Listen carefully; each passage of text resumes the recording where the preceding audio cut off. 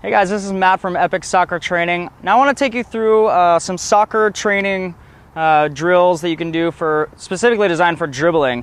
A lot of times people overlook this. It's very important to get dribbling because not only are you getting foundational skills, you're getting dribbling skills, but you want to be able to have great touch, and anything with dribbling is going to help you with your first touch as well, because you're going to be used to staying on your feet, used to the ball always being around you no matter what situation you're in. So a lot of dribbling drills can actually take the ball and kind of put it in an awkward situation for you where you can kind of correct that really quickly. And what I mean is, when you make a bad touch in a dribbling drill, which will happen regardless of who you are, it teaches you how to correct that really quickly. So when you're on the field and you make a wrong touch, you can kind of fix that a lot quicker than you would.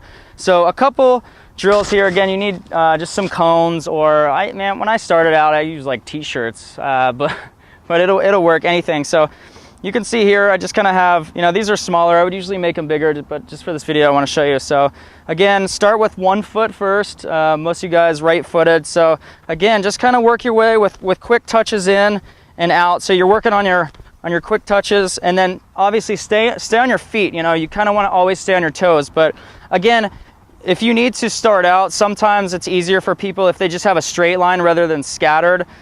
So if you need that, just kind of work your way through. Again, it'll hit the cone, and then you're going to have to kind of figure it out too. So, but again, if you want to actually stagger these two, it's going to work for a lot better cuts, because you're going to have to take sharper cuts when you go through. You're going to have to really lunge. So again, go through that. That's a great one. Obviously, like I said, work with your I'd say right foot first, then work your way through left foot, and then work both feet at the same time. So not only are you cutting out and cutting in, but it's the same way, so you can go really quickly. Another one that I did a lot of times, and again, this was when I first started learning how to train for soccer. Nobody really did individual soccer skills by themselves. They would just go to practice and they thought, well, that's great. I don't know why I'm not starting, or I don't know why I'm not like an All-American player. But it really comes down to, how bad do you want it? Do you want to spend the extra time, working on individual things that can help you out and drastically set you apart from somebody else? Or do you just want to do the minimum and just go to soccer practice? Some of you might want to do that, but this is going to help regardless. So again, like this one, this kind of has different agility movements. And let me start down here.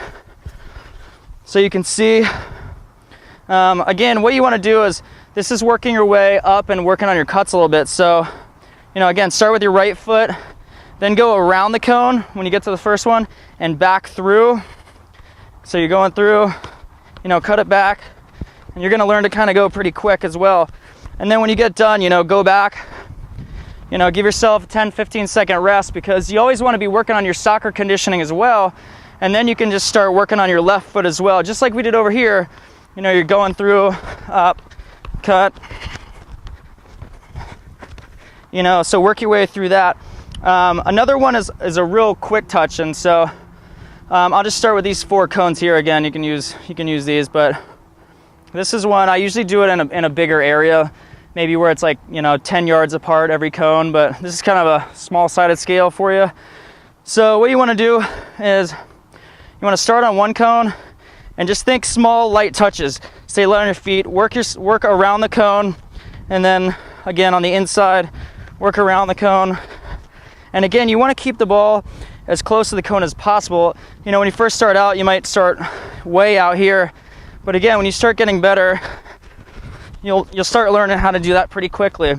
So try not to get dizzy too, but that one is more designed for one leg, and then working on your right leg, and then working on your left leg. So when you kind of intersperse all these drills together is when you're going to start getting thousands of touches in, virtually no time at all. You can get 1,000 touches in, half an hour of practicing this type of stuff. So again, if you want to check out how I kind of became, I guess, the player that I was, it was from individual skills. It wasn't going to practice. So again, I kind of explain that to people, how I kind of went through that whole process of taking my individual skills to another level, which you can watch that in the video right below, in the link right below this video.